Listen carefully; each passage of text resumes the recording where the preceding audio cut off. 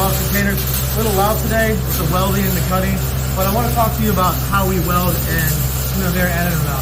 That is welding from the inside, which you can see he's doing here. A lot of people, they'll make their cuts through their windows, see what cut here, weld from the outside, which if you're an experienced welder, you can do a great job.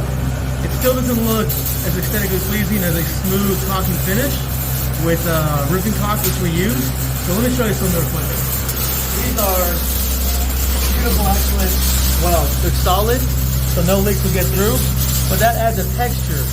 And so to smooth this out, if we did on the outside, what happens is that we'll be grinding this down. We might grind the corrugated metal too much, right? And compromise a little bit of integrity.